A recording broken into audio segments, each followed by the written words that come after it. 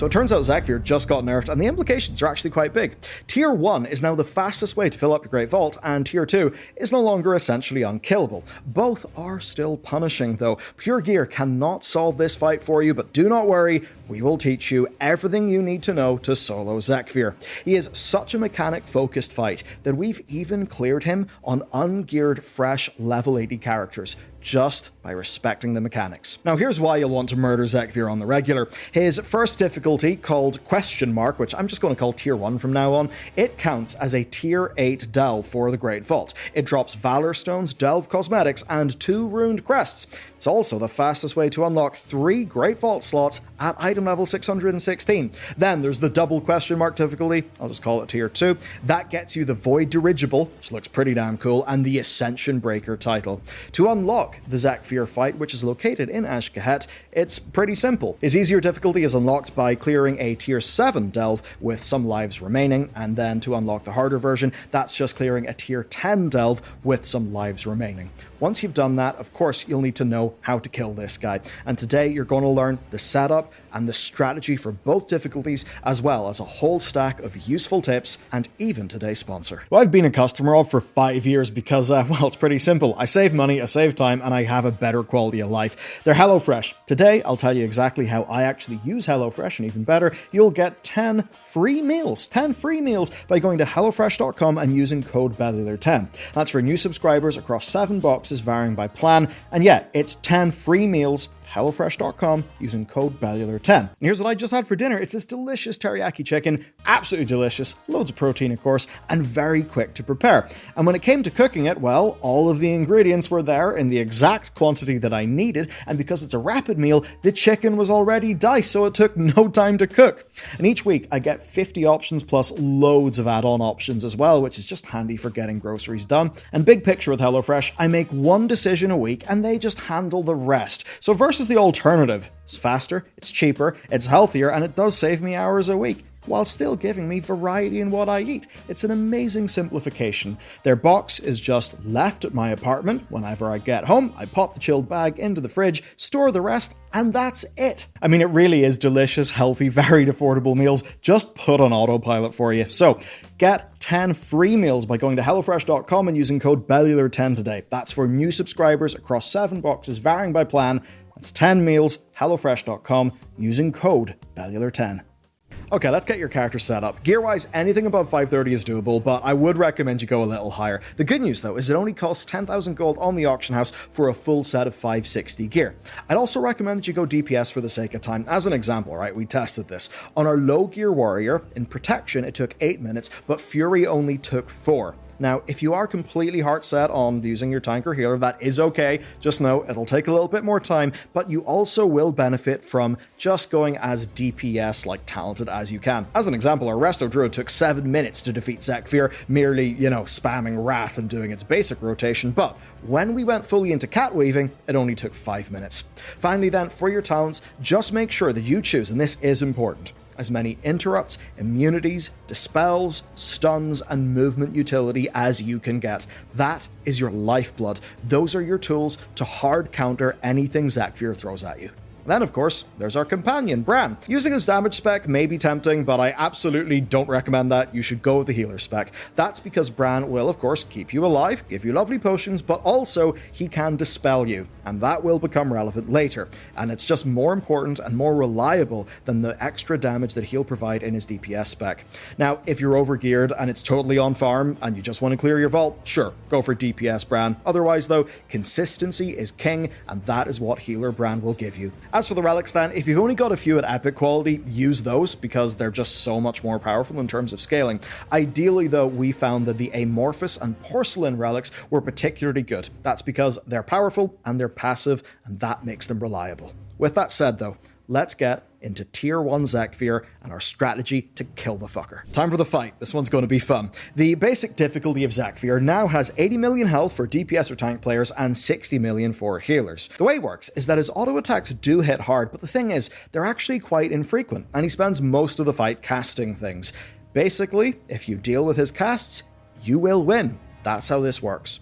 The most important mechanic is that of the egg. Get it right and your chances of victory go way up. What he does is he casts Call Web Terror. This causes an egg cocoon to spawn somewhere in the room. Just follow the web visual, find the egg, it'll have 4.3 million health and a 20-second hatch time. Basically, that's a DPS requirement of 200,000, which is quite readily achievable at eye level 560. And of course, if you're coming up short, just save your cooldowns for it. And remember that with Bran as your healer, there is little need to rush and boss DPS, and you need to focus on the mechanics. If the cocoon is not killed in time, a web terror will spawn. The web terror's health will depend on how much you had damaged its egg. Put simply, these are the real threat. They've got an ability called Web Blast. It does a heap of damage and it stuns you. Now the good news is that they can be stunned. That ability can be interrupted and you can use stun immunities like say Icebound Fortitude or general immunities like Divine Shield to get around them. But basically, those will mess you up, and if your character is slowed, you could be hit by Zekvir's other mechanics. And that's why preventing the eggs from hatching is the single most important part of this fight. But don't worry, any slip-ups can actually be managed. Slip-ups will often come from cognitive overload, basically you having an egg to worry about, but also everything else that's going on with the fight. Just think of it like this. Watch for where the egg spawns. Don't rush to the egg and panic. Look at what Zekvir's doing, handle whatever mechanic he's going to throw at you, and once you've done that, go to the egg. And if you are too low item level to kill the egg reliably when doing that, then just save your cooldowns for the egg. Zekvir does not have a crazy enrage time or anything. You can afford to kill him slowly. So now that we've talked about the egg, let's talk about the other spells that can often overlap with the egg and how you can handle them.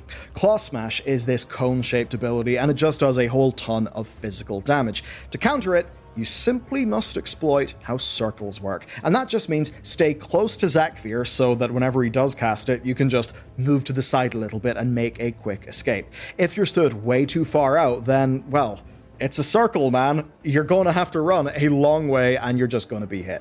That being said, though, the trap is to not be too close either, because his other ability called Horrendous Roar does heavy damage and it fears you, and it's basically in a circle around him. So what you want to do is find the Goldilocks distance, right? Not too far, not too close, and always stick yourself there, and just get in a habit of by default repositioning yourself to that correct range from the boss where you'll be able to handle both mechanics with ease. And a simple hack is basically, if you're melee, just stay in and around maximum melee range. Do that and you can deal with anything. And of course, since that fear is a circle and often just running backwards will be the fastest way to dodge it, make sure that you don't have your back up against the wall. As for his other ability, there is Angler's Web. It's a straight line cast that hits real hard and sucks you in to kill you if you're hit by it, but thankfully, you can just dodge it and you'll be fine. The words of wisdom for this one are fairly simple. Zekvir will never surprise you. He will never surprise you if you simply know what he's casting. The thing is, his cast times are rather quick, so if you're completely tunnel visioned just looking at your hotbars trying to do more damage, then you will not have time to react, and then you'll be caught off guard. You only know about a mechanic when it hits you in the ass. Beyond that, just don't be greedy. Dying because you had to finish a Chaos Bolt cast will cost you immeasurably more time than the DPS gain of said Chaos Bolt. Just focus on efficient, purposeful movement and be calm. Onto the final mechanic then. It's called Enfeebling Spittle, and for players who are not super hooked into reading Wowhead every day and always having a class guide to hand, this is the thing that will be a killer. So what it does is heavy damage over time, and it also slows your movement massively. If you don't have an answer to it, you are as good as dead. The good news, though, is you do have answers to it. Number one, if you do get hit by it, every now and then, Bran, in his healer spec, will be able to dispel you, removing the effect. Also, when the boss casts it, you can just interrupt the boss. It's also both a slow and a magic effect, and the way that that works in World of Warcraft is that if anything your class does that cancels a slow or a magic, well, it will just remove the entire ability. As an example, if you're a hunter and you actually get hit by this, just press disengage, and it'll be gone. It's one of those funny things where outside of a raiding or a Mythic Plus context, you often don't even need to use these abilities, so lots of people just won't be in the way of using them. There's a chart on your screen now, you can take a look at that. That will fill you in on what your class has that can actually counter this ability should it hit you. Now you'll notice that shamans are the only people who do not have a way to remove the debuff, but that's actually okay. Number one, Bran can do it for them. Number two, their interrupt is on a 12-second cooldown, so they can just always keep the boss interrupted interrupted. And while I'm on the topic of class utility, if you are going to be hit by that fear, which again is from the circle, the purple circle that he casts, remember that the likes of Anti-Magic Shell, Cloak of Shadows, as well as fear-blocking effects like Lichborn, Will of the Forsaken, Berserker Rage, and Tremor Totem can prevent you from being hit by that. And basically, all you need to do is handle these mechanics and whittle down his health. That's basically the situation. There is no crazy DPS check. You just have to be calm and disciplined. Now, I do have more tips to help you, but first, let's check in on his harder difficulty mode. Put simply, here's how the hard mode works. Every number is bigger, mistakes are punished way harder, he's got a new spell to interrupt, a new spell to dodge, and he gets upgrades to all of his existing spells. So the basics are the same, it's a bit more spicy, and you'll certainly need more gear. You'll want to be eye level 610 or greater. And also, he's got a phase 2 in this fight. Okay, let's talk about the egg. That still does dominate things, right? This time, though, it's got 7 million HP, so it is something you may want to save your cooldowns for. And on top of that, he's got a new healing spell. It's called Regenerating Carapace, and it restores 10% health.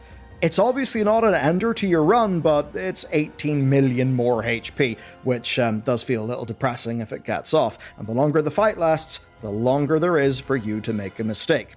The heal is interruptible. You should interrupt the heal, but of course that means you are going to be hit by enfeebling spittle. So remember all that stuff I said about the class utility, right? That big table? You absolutely need to keep that in mind. And that very much means you'll want to have good positioning throughout the fight. Bran will throw healing potions to your location, so if you stand too close to the boss or too far away from the boss, then the healing potions will be out of position, so that when you need them, you're just not going to be able to reach them without exposing yourself to being killed by one of his other mechanics, like the Claw or the Fear Circle.